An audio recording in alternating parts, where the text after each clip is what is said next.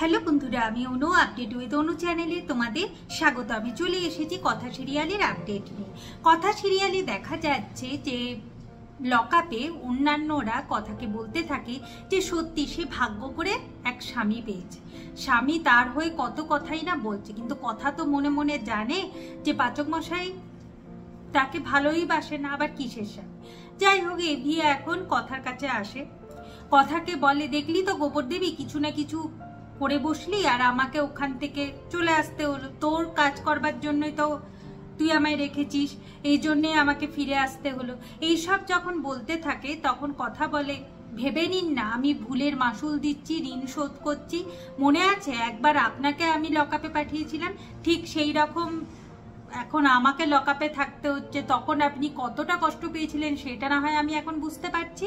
AB বলে বেশি কথা বলিস না কথা, আর দেখেছিস তো একদিনে কি অবস্থা করেছিস, নিজের টিপটাও ঠিক জায়গায় পড়িসনি। দিয়ে টিপটা ঠিক করে পরিয়ে দেয় আর কথা দেয় যে খুব তাড়াতাড়ি তাকে এখান থেকে বাড়ি ফিরিয়ে নিয়ে যায়। এই বলে সে যখন চলে যাচ্ছিল সেই সময় কথা এভিকে থামতে বলে আর বলে যে সিঁদুর কৌটোটা যেন এনে দেয়, কারণ কতদিন যে গারদের পেছনে থাকবে সেটা তো কথা জানে না।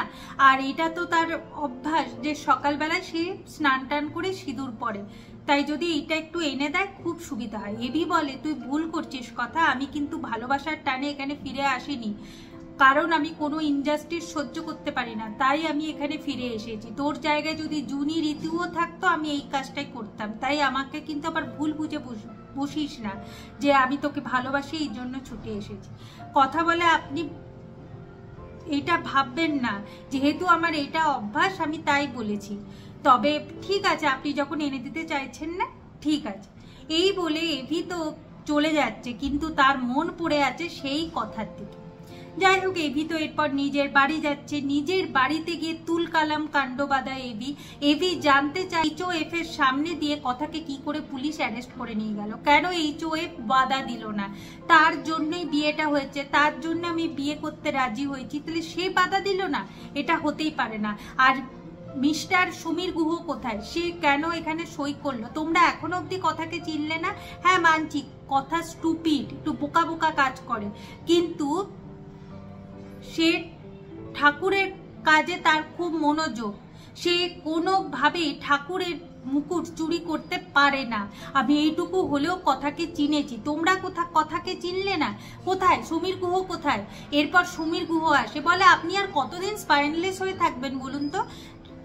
আপনি কেন FIR পেপারে সাইন করলেন? এখনো অব্দি জানলেন না কথা কেমন টাইপের মেয়ে? এখন চিত্রা ভাবছে এ তো অগ্নিব এসে বিশাল জ্বালা, এ তো আমি খুব তাড়াতাড়ি ফেসে যেতে পারি, তাই সে একটু ভয়ও পাচ্ছে। তবে সে জয়দীপ বিশ্বাসকে জানিয়ে রেখেছে যে নকল মুকুটটা ধরা পড়ে গেছে, সেইটা আবার কথাই ধরে ফেলেছে। তবে চিন্তা নেই, কথাকে জেলে পাঠিয়ে দিয়েছি। যদি কথা অগ্নিব থাকে তাহলে আমাদের কাজটা কিন্তু ভালোভাবে হবে না।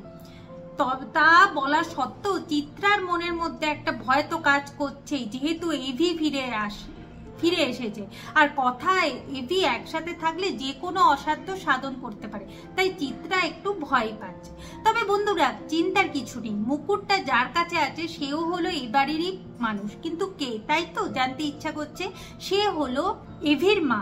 এভির মায়ের হাতেই মুকুটটা আছে। কি হয় না, এভির মায়ের তো এখন স্মৃতিশক্তি হারিয়ে গেছে, সে বারবার করে এভির ডাক শুনতে পায়, কিন্তু বুঝতে পারে না যে সত্যি কি তার কোনো ছেলে মেয়ে ছিল, কারণ সে তো কিছু মনেই করতে পারে না। তবে চাল বাঁচতে গিয়ে সে মুকুটটাকে দেখতে পায়, আর মুকুটটাকে দেখতে পেয়ে তার মনে হয় এই মুকুট আমার খুব চেনা। সেই মুকুটটা তার চোখের সামনে ভেসে ওঠে, কিন্তু সে মনে করতে পারছে না। তবে এইটাও জানে যে জয়দেব বিশ্বাস আর তার ছেলে এইটাকে বাইরে পাচার করবারই প্ল্যান করছিল, কিন্তু এইটাকে সে কার হাতে তুলে দেবে যেখানে এই মুকুটটা সেফ থাকবে, এইটা নিয়েই একটু এভির মা চিন্তা করছে।